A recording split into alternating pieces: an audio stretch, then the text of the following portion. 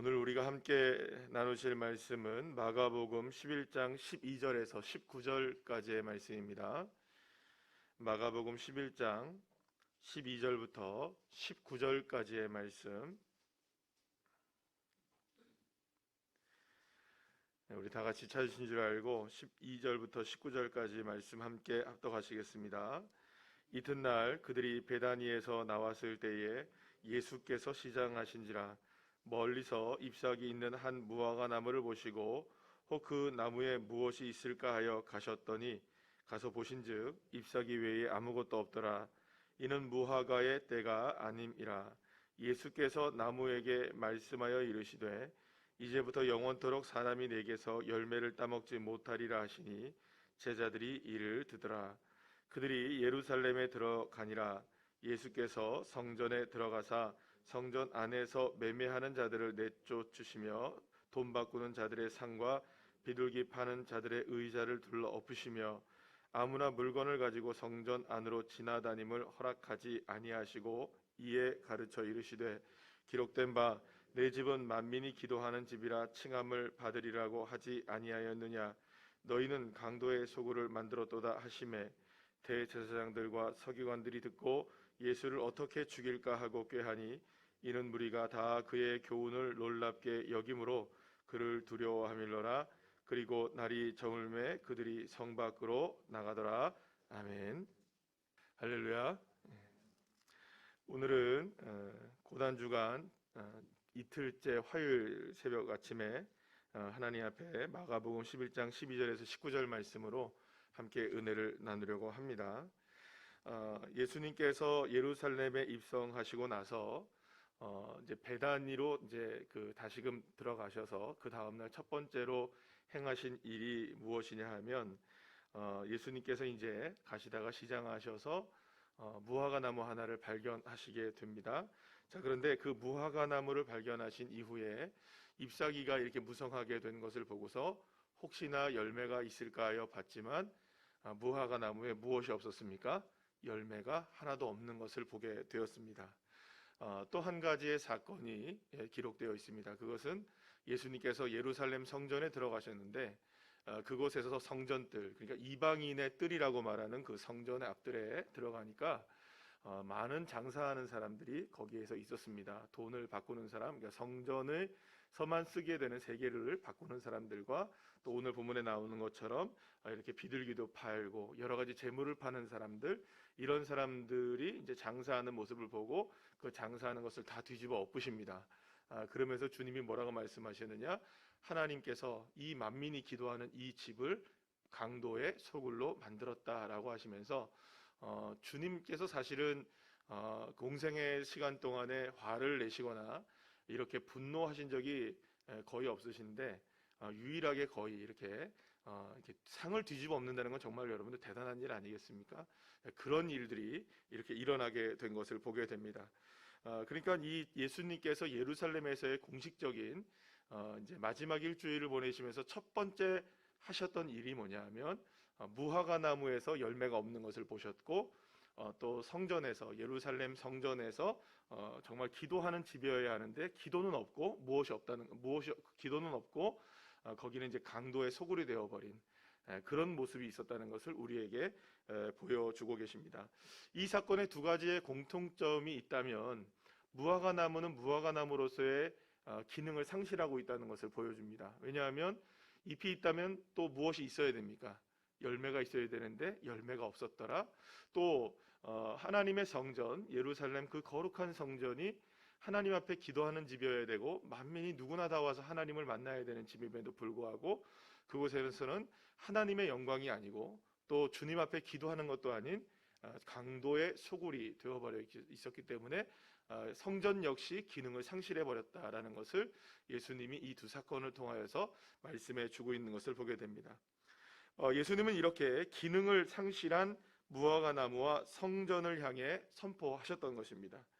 예수님께서 선포하신 것은 무화과 나무이든 성전이든 원래의 기능과 원래의 올바른 모습이 분명히 보여져야 함에도 불구하고 무화과 나무는 무화과 나무의 기능을 상실했고 또한 성전은 성전으로서의 기능을 상실하고 있다는 것을 분명히 말씀해 주고 있는 것을 보면서 결국에는 무화과 나무는 무화과 나무를 회복해야 하고 성전은 성전으로서의 기능을 모두가 다 회복해야 한다는 것을 말씀해 주고 있는 것이라고 할 수 있습니다. 그러니까 다시 말하면 결국은 무화과 나무는 무엇 다워야 됩니까? 무화과 나무 다워야 되고요. 성전은 무엇 다워야 됩니까? 성전 다워야 합니다. 자, 그렇다면 지금 저와 여러분은 누구 다워야 할까요? 말하자면 나는 나답다라고 얘기하는 저와 여러분의 원래 본래의 기능, 그리고 또 원래의 모습, 과연 그건 어떤 모습일까요? 그것은 다른 것이 아니라 바로 하나님께서 저와 여러분을 만들어 주신 그 창조의 본래의 모습이 저와 여러분의 나다움, 그리고 원래 저와 여러분의 기능, 그리고 저와 여러분의 본래의 모습이 바로 창조 때의 원래의 모습이라고 말할 수가 있습니다. 자, 그런데 지금 저와 여러분은 과연 어떨까요? 원래의 창조의 모습을 온전하게 회복하고 있을까요? 저와 여러분이 온전하게 기능을 하고 있는 인생을 살아가고 있을까요? 그러나 여기서 우리가 온전히 회복되기 위해서 가장 중요한 건 뭐냐 하면 회복이 필요하다는 것을 알아야 회복될 거 아닙니까? 이 말이 무슨 말이냐? 나의 상태를 정확하게 알아야 됩니다. 만약에 어떤 사람이 아픈데 그냥 자기 혼자 스스로 내가 어디가 아픈지를 모른 채 그냥 내가 그냥 생각한 대로 그냥 뭐 약국에 가서 약을 먹는다든지 나 혼자 민간요법을 쓴다든지, 여러분 그러면은 이 병이 낫겠습니까? 안 낫겠습니까? 오히려 덧나고 더 악화될 가능성들이 훨씬 많습니다. 뭐 예전에 이런 일들도 많이 봤습니다. 간에 좋다고 해서 뭐 산에서 약촉해서 먹었는데 오히려 간독성이어가지고 병원에 입원하는 사람도 봤습니다. 수개월 동안 병원에서 못 나오는 사람도 봤습니다. 간 좋아지려다가 간 망가뜨리는 거죠. 그러니까 이런 일들이 있고 저런 일들이 있는 걸 봐요. 그러니까 결국에는 뭘 모르고 있는 겁니까? 내가 지금 어떤 상태인지를 모르고 있는 겁니다. 내가 지금 어디가 고장나 있고, 내가 어디가 문제가 되어 있고, 내가 어디가 고쳐져야 되고, 내가 기능이 상실한 부분이 무엇이고, 내가 지금 문제가 되어지는 부분이 정확하게 어디인지를 모른 채, 그러면 여러분 결국에는 회복도 바라보지 않는 겁니다. 내가 문제가 없다고 생각하는 겁니다. 내가 아무런 내가 고쳐져야 될 게 없다고 생각하는 겁니다. 나는 괜찮다고 생각하는 겁니다. 여러분 무화과 나무는 어땠을까요? 잎이 무성하니까 나는 무화과 나무야 하고 있었을 것입니다. 성전은 여전히 성전이었기 때문에 그곳에서 장사하는 사람들에게도 성전이었고 그것을 오고 가는 사람들에게도 성전이었습니다. 그러나 주님의 눈에는, 예수님의 눈에는 무화과 나무는 무화과 나무가 아니었고 성전은 성전이 아니었던 겁니다. 마찬가지로 주님이 우리를 바라보실 때, 하나님이 저와 여러분을 바라보실 때 잎은 무성하고 예배는 열심히 드리고 기도도 하는 것 같고 주님 앞에 충성을 하는 것 같고 열심을 다해서 무엇인가 무성하게 하는 것 같지만 주님이 보시기에는 열매도 없고 주님이 보시기에는 강도의 소굴이 되어 있는 우리의 모습일 수 있다는 것입니다. 사랑하는 여러분, 우리는 우리의 모습을 잘 모를 때가 많습니다. 나는 괜찮아 보이는 것이죠. 이 정도면은 그래도 누구보다는 낫겠지. 이 정도면은 그래도 이 정도면은 괜찮겠지. 그러나 주님 보시기에는 우리의 모습이 과연 어떠할지를 저와 여러분이 이 고난 주간을 통하여서 묵상해야 할 줄로 믿습니다.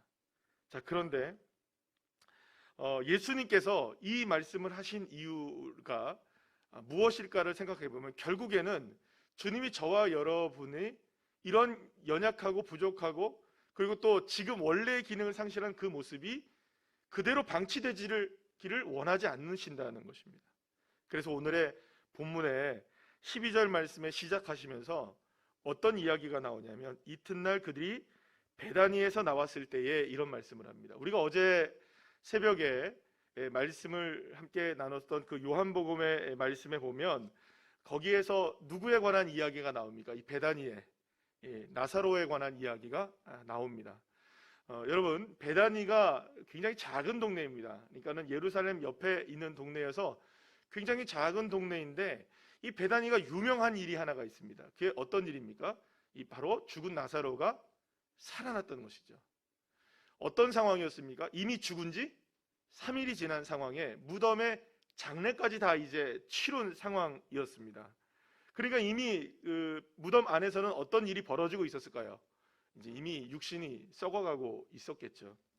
그런데 수많은 사람들이 뭐라고 얘기합니까? 심지어는 그의 누이들이었던 마리아든 마르다든 뭐라고 얘기합니까? 이미 죽은 지가 3일이 지나서 냄새가 나나이다 이렇게 얘기합니다. 그러나 주님은 뭐라고 얘기하십니까? 아니다, 잔다라고 얘기합니다. 수많은 사람들이 죽었다고 얘기했을 때 예수님은 아니다라고 얘기하십니다. 사랑하는 여러분, 무화과나무가 기능을 상실하고 성전이 기능을 상실해서 더 이상 강도의 소굴이 되어지고 열매를 맺지 못하는 것이 누가 보더라도 그것이 지금의 현재 상황이라 할지라도, 사랑하는 여러분, 그것이 썩은 내가 나고 사람이 죽어 있고 더 이상 소성케 될 수 없는 그런 상황이라 할지라도 주님의 눈에는 살아날 수 있다, 회복될 수 있다라고 말씀하고 계시는 겁니다. 사랑하는 여러분, 어찌 보면 저와 여러분의 유일한 소망은 누구이실까요?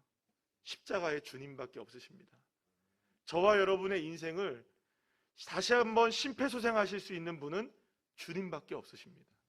기능을 상실하고 우리의 모습이 입만 무성하고 열매가 없는 인생, 그리고 강도의 소굴이 되어버린 우리의 마음들, 우리의 연약한 죄의 모습들, 우리를 다시금 심폐소생하시고 모든 사람들이 다 가능성이 없다라고 우리를 포기하고 세상에서도 우리가 가능성이 없다라고 이야기할 때 저와 여러분의 유일한 가능성은 십자가의 주님밖에 없으십니다. 그래서 십자가는 놀라운 능력이 되는 겁니다. 그래서 십자가는 저와 여러분에게 유일한 소망이 되는 겁니다. 왜냐하면 가능성 없는 우리가 십자가를 붙들면 살아날 수 있기 때문입니다. 호흡할 수 없는 우리가 십자가의 예수님을 붙들면 호흡할 수 있게 되는 것입니다. 우리에게 능력이 없을 때 십자가의 주 예수님을 붙들 때 우리에게 능력이 되어지는 것입니다. 우리는 연약하지만 십자가의 능력을 붙잡을 때 우리는 강해질 수 있는 것입니다. 우리는 할 수 없을 때 예수의 십자가를 붙들면 할 수 있게 되는 것입니다.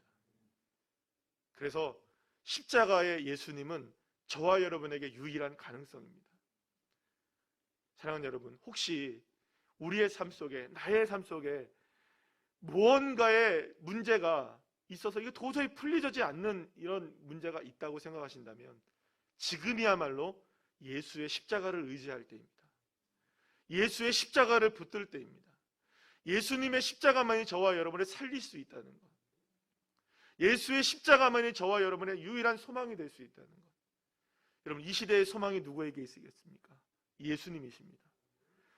저와 여러분의 가정을 살릴 분이 누구이십니까? 예수 그리스도이십니다. 우리 교회를 교회답게 만드실 분이 누구이십니까? 예수님이십니다. 나의 인생을 새롭게 만드실 분도 누구이십니까? 예수님이십니다. 우리의 자녀들의 인생 가운데 하나님의 영광을 높일 수 있는 그 역사는 누가 일으켜 세우십니까? 예수 그리스도이십니다. 예수님은 우리의 인생에 그래서 백문의 일답이 되십니다. 저와 여러분이 유일한 소망을 붙잡아야 된다면 예수님을 붙잡으십시오.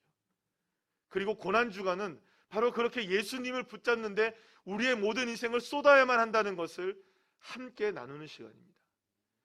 어제 바이블 디너를 하면서 많은 분들이 들어오셔서 말씀을 함께 나누었습니다.